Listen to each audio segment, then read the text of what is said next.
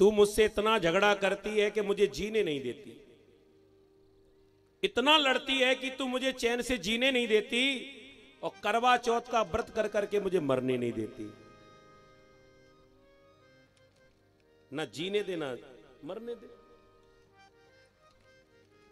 पति पत्नी में झगड़ा किसी भी बात पर होता है, और कभी कभी तो बिना बात के भी हो जाए। एक बात सुन लो, बहुत अच्छी याद आई। एक बार एक पत्नी रोज रोज अपने पति से कह रही थी कि बाजार से जब लौटना तो घी ले आना। सुनना बड़े गौर से, बाजार से जब लौटो तो घी ले आना। 2 दिन हो गए, 3 दिन हो गए, 4 दिन घी नहीं आया। एक दिन ऐसा हुआ कि पत्नी ने जब रोटी परोस कर रखी थाली में तो घी नहीं था, तो बिना घी की रख दी। पति ने देखा सूखी रोटी बिना घी की, सो नाराज हो गया और तुरंत ही बड़बड़ाने लगा, मैं इतनी मेहनत करके दिन रात आता हूं और तेरे घर में, और यहां पर तू ऐसी सूखी रोटी खिला रही है मुझे। ये रोटी खाने आता हूं मैं यहां पर, तुझे सेवा करना नहीं आती अपने पति की है? मुझे खिला रही है सूखी रोटी और खुद खा रही है माल, 250 पड़ रही है दिन ब दिन लाल। तमाम दुनिया भर की बातें सुना डाली। पत्नी को आई गुस्सा, रसोई घर से गुस्से में खींचकर बेलन दिया, और निशाना उसका ऐसा पक्का हो गया था महाराज कि सीधे माथे पे लगा, और इतना जोर का लगा कि बिना घी का पुआ बन गया माथे पर। और वहीं से बड़बड़ाती हुई आई, घी कहां से लगा देती? 4 दिन से कह रही हूं घी ले आना, घी ले आना, जब घी लाओगे नहीं तो मैं लगा कहां से दूंगी? पति को ध्यान आया, सही तो कह रही है, मैं ही रोज लाना भूल जाता हूं। अब तब तक तो देर हो गई, पुआ तो बन गया, अब क्या करें? तो गुस्से में कहने लगा कि अब मैं भोजन नहीं करूंगा, भोजन तभी करूंगा जब घर में घी आएगा। पत्नी ने कहा तो ले आओ। पति गया बाजार में घी लेने के लिए, दुकान पर घी खरीद ही रहा था, तब तक एक पुराना मित्र मिल गया। मित्र ने कहा भैया राम राम। इसने भी कहा राम राम, सूखे मुंह से। माथे पर पुआ देखा। मित्र ने कहा ये कैसे हो गया? अब ये तो कह नहीं सकता कि पिट के आया हूं, भाई अपनी बात तो बनानी है।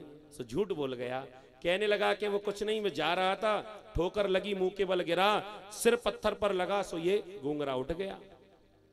मित्र कहने लगा अरे भैया तुमने गलती की। क्या? जब तुम्हारे लगी थी इसमें थोड़ा सा घी लगा लेते। बेचारा दुखी होकर कहने लगा जब घी होता तो ये पुआ काय को होता? समस्या तो घी की ही है ना। पुराना मित्र था, मन की बात समझ गया कि जरूर तुम दोनों में आपस में झगड़ा हुआ है, ये हाथापाई हुई है। क्यों मित्र सही बताओ, ये चोट कैसे लगी? बेचारा दुखी होकर कहने लगा क्या बताऊं, इतना झगड़ा करती, चैन से जीने नहीं देती। मित्र ने समझाया तुम्हारे घर का झगड़ा समाप्त हो सकता है। कैसे? तुम अपनी पत्नी की थोड़ी प्रशंसा करना शुरू कर दो। उदाहरण देने लगा, ये पति लोग होते इतने कंजूस होते हैं, सही बात है कि नहीं? पत्नी बेचारी कर करके मर जाए लेकिन इनके मुंह से कभी शाबाशी नहीं निकल सकती। उसने भी समझाया कि तुम अपने पत्नी की प्रशंसा करना शुरू कर दो। ये माताएं रोज घर में भोजन बनाती हैं, अपने घर में शांति चाहते हो तो एक मंत्र ले जाओ। ये रोज भोजन बनाती हैं, वो बेचारी खड़ी रहती हैं वहीं पर कि पति एक बार कहेगा कि अच्छा बना है, यही तो इच्छा है उनकी। लेकिन हम लोग इतने कंजूस होते हैं जो ये भी नहीं कह पाते कि तूने अच्छा भोजन बनाया है। बेचारी कभी कभी तो खुद से ही पूछ लेती हैं कैसा बना है, तो ये ऐसे मुंह फुला कर कहते बढ़िया बना है, रोज तो बनाती, कौन सा नया स्पेशल बनाया है। मन टूट जाता है। तो थोड़ी प्रशंसा यदि करते रहोगे समय समय पर तो काम और अच्छा होगा। ऐसा कहा जाता है कि काम करने वाले को थोड़ा एप्रिसिएट ना किया जाए तो काम करने का मन नहीं होता। तो थोड़ी शाबाशी देते रहो, क्या बिगड़ जाएगा। मित्र ने भी मंत्र दे दिया कि तू अपनी पत्नी की प्रशंसा किया कर, उसके खाने की प्रशंसा किया कर, उसके काम की प्रशंसा किया कर। मित्र ने कह दिया कि मैं अपनी पत्नी की प्रशंसा तो तब करूं जब अच्छा भोजन बनाए, जब बनाती नहीं अच्छा तो कैसे करूं? मित्र ने कह दिया झूठी प्रशंसा करो। भले ही बुरा बनाए लेकिन तुम तो अच्छा ही कहो। और मैं कहता हूं, गारंटी है मेरी, धीरे धीरे धीरे वो अच्छा भोजन बनाने लगे। ठीक है भैया, तुम्हारा ये मंत्र भी मैं सीख लेता हूं। दूसरे दिन, आज झगड़ा नहीं होगा, ऐसा मन में सोचा इसने, आज मैं इसकी प्रशंसा करूंगा। बढ़िया भोजन की थाली परोसकर सामने रखी, मंत्र याद आ गया मित्र का कि प्रशंसा करनी है, सो पहले ही बोल पड़ा, खाने के पहले ही, सुन रही हो, ये तुमने जो भोजन बनाया इतना सुंदर है, क्या खुशबू है इसमें। ये रोटी है ना, वो रोटी नहीं है, ऐसा लग रहा माने चंदा रख दिया हो तुमने थाली में। और ये दाल, दाल तो इतनी बढ़िया है, ऐसा लग रहा है जैसे मानो अमृत उतार के रख दिया हो।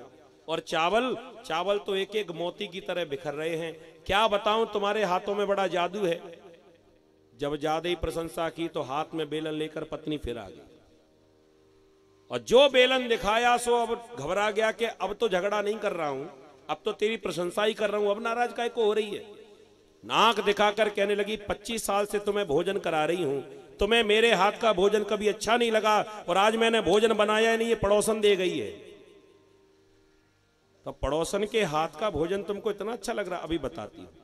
बेचारे ने माथा ठोका, मेरी तो किस्मत ही खराब है। तो पति पत्नी का झगड़ा कब हो जाए, क्यों हो जाए, कुछ नहीं पता। कुछ बात हो तो हो जाए, और कभी कभी बिना बात के ही हो जाए। तो भगवान कहते हैं पहले तो झगड़ा ही नहीं करना चाहिए, और झगड़ा हो भी जाए लेकिन फिर भी खूब लड़ो खूब झगड़ो, लेकिन रहो पति के साथ। घर को छोड़ना नहीं चाहिए। गोपियों को बड़ा बुरा लगा। गोपियों ने कह दिया, महाराज ये बताइए